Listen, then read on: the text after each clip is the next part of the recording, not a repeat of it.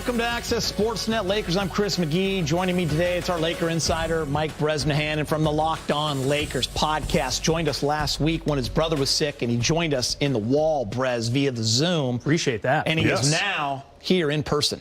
Andy Kamenetsky. He is everywhere. One half of the Flying Kamenetsky brothers. How are you, sir? I'm well. You? Good. How are you, sir? Fine, thank you. And you?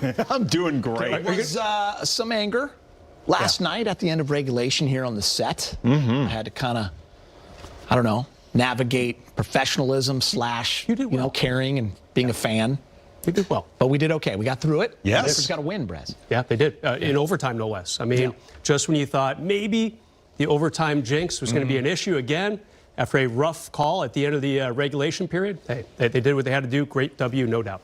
What was crazy is they had so many mistakes down the stretch in the fourth quarter and, really allowed the Knicks to get back into this game. They were up 6 with less than 2 minutes left.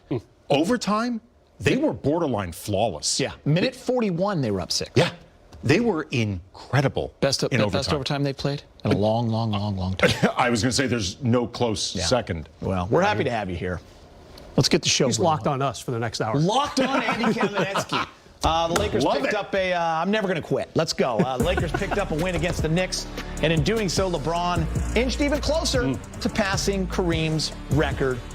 88 points shy of the record, Cap's record that has stood for 39 years. After the win in New York, LeBron spoke on quickly approaching moment. Not at all.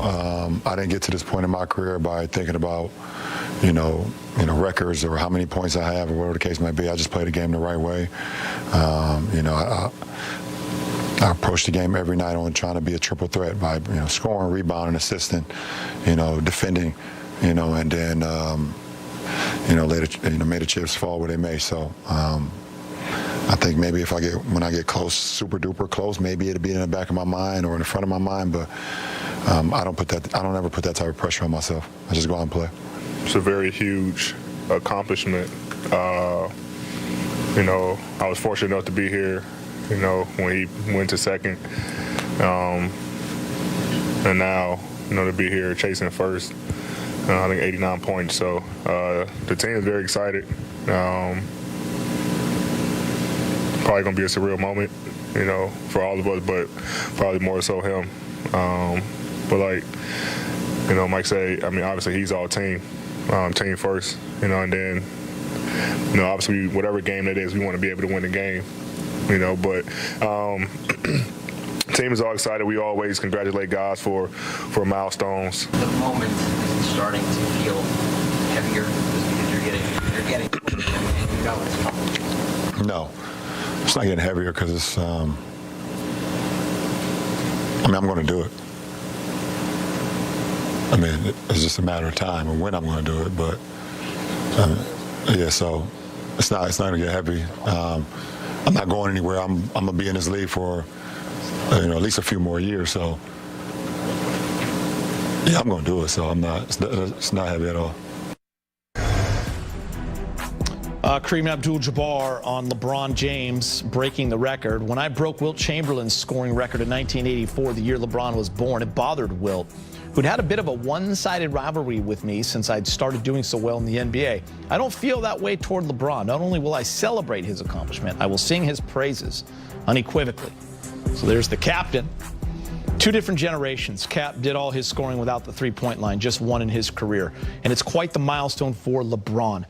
What they both had in common is longevity and playing at such a high level. Like LeBron is 38 and he's doing things at such an elite level. I think sometimes we forget how hard that is, Brez.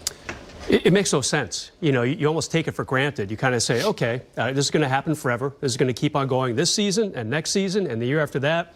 And he'll have to sign another deal with the Lakers beyond his current contract, and he'll play till he's Tom Brady's age. What did Tom retire at, 45? 45. So why not? 7 more years of LeBron. I'd like to see it. But we get spoiled is the bottom line, AK. I know you watch a lot of Laker ball. Geeter and I and Allie and James and Rob and Fish and Meta, all the guys, we watch all their games, and you get used to it. It's almost like good weather in L.A.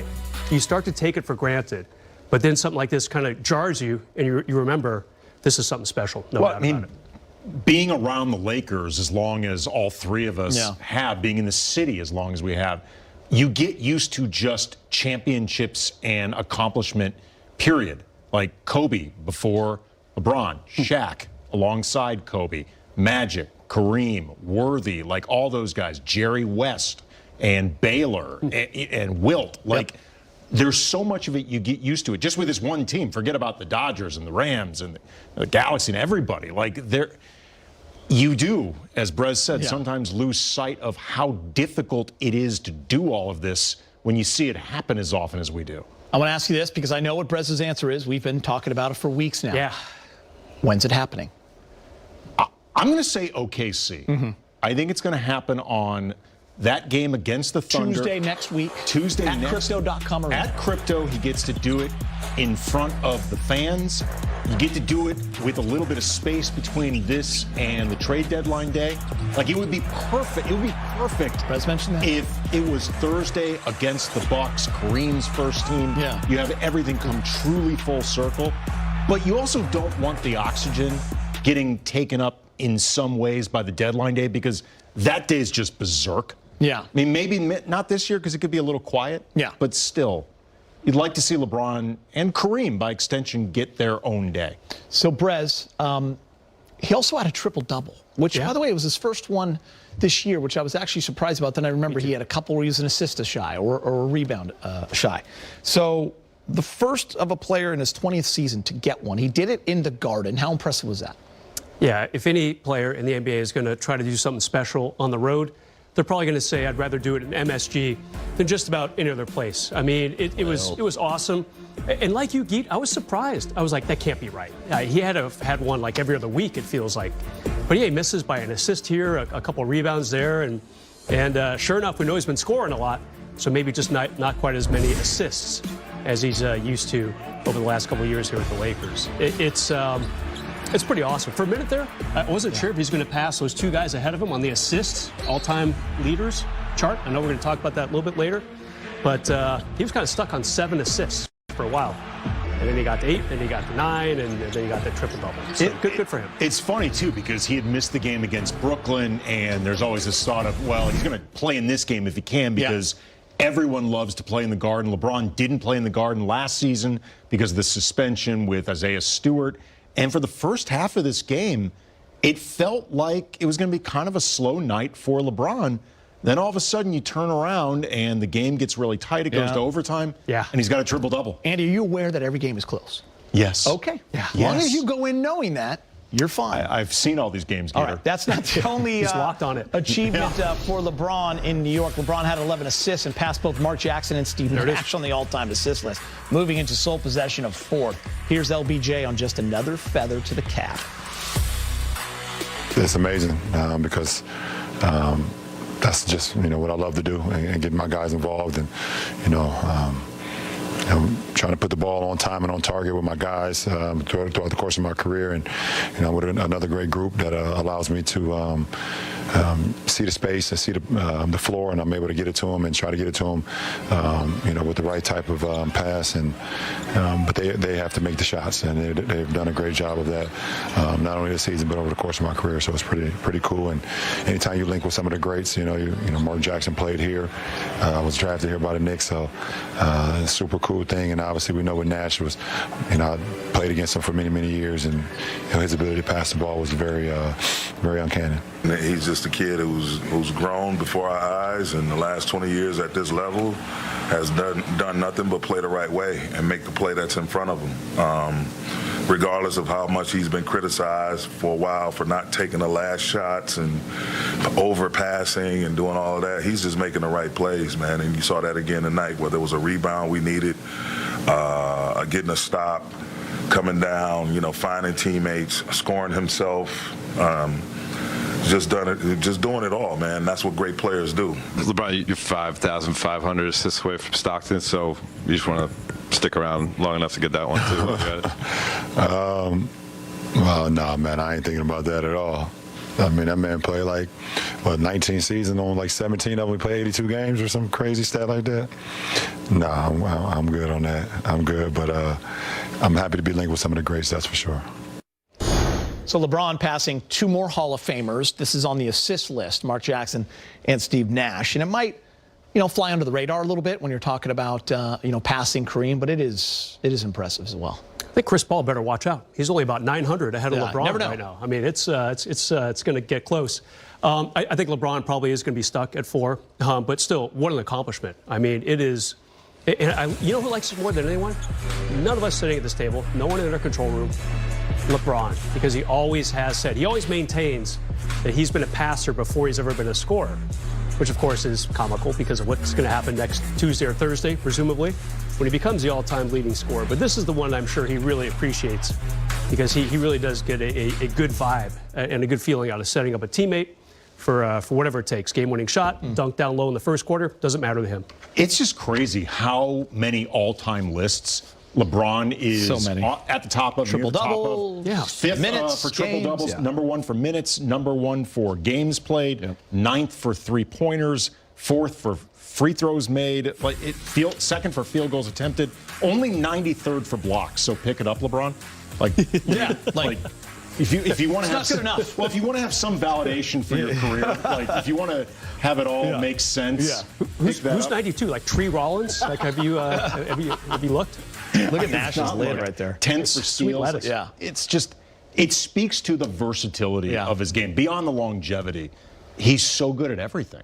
So speaking of assists, there's another guy on the Lakers that's moved into the top 10. That's Russ. And Brez, he had 3 very important assists in overtime. He was my player of the game. Yeah. LeBron, great. AD, good work. Rui, nice job as well as a third scorer. Russ, so maligned throughout this entire season. Maybe even you could say his Laker career. All the criticism from media members, a lot of hot takes on the national airwaves. Here's Russ. 3 big assists. 2 to AD, 1 to LeBron in that overtime period. And the bank shot from 15 feet on the left side, also in OT. A flawless session for him. To me, he's the reason why they won the game. It's funny. Andrew? It's funny because a lot of Russ's play, because he did not have a good fourth quarter, led to them in overtime. Like, I'm not saying it was the only reason that the game went to overtime, but he did not play well in the fourth quarter. I thought his decision-making wasn't very good. Shot selection wasn't good. You got into overtime, Russ was flawless. And more than anybody else, he controlled that overtime. And it just goes to show what he can do with this team in the high-leverage moments when he plays under control. And he really dials into the full team concept and all that.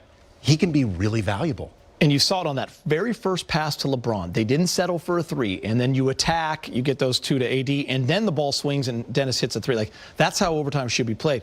What they have done in the past overtimes is just said, nah, we're just going to shoot 3s. We're going to settle. Yeah, and they tried at the end of regulation, by the way. Yeah. They tried to get it down to AD. They did. There was a charge call, so what can you do? By the way, too, really quick, when he passed Gary Payton, it dawned on me there couldn't be that many playmakers as high as Russ on the all-time scoring list as well. I believe he's currently 33. I looked it up. The only players higher than Russ on both lists, scoring and assists, LeBron. And Oscar Robertson. Pretty impressive. Whoa, that's it. AK. Pretty good company. Doing a deep dive. 4th game of the Lakers road trip takes them to Indiana on Thursday. Catch all the action right here, starting with our pregame coverage at 3 o'clock. Tip off at 4. So if you're at home, 3 o'clock on Thursday, we expect you to watch us. You could also, stream the game on the Spectrum Sportsnet app. Download it now. Right, Brez? I do it all the time. It's been a decade and a half since Pau Gasol became a Laker. Ahead in the show, we are taking a look back at some of the best moments from the Spaniard with the Lake Show. Plus, the Lakers beat the Knicks on Tuesday for their first win on the road trip. Up next, Brez joins Big Shot Rob to discuss a big win in the Big Apple. A lot of bigs there.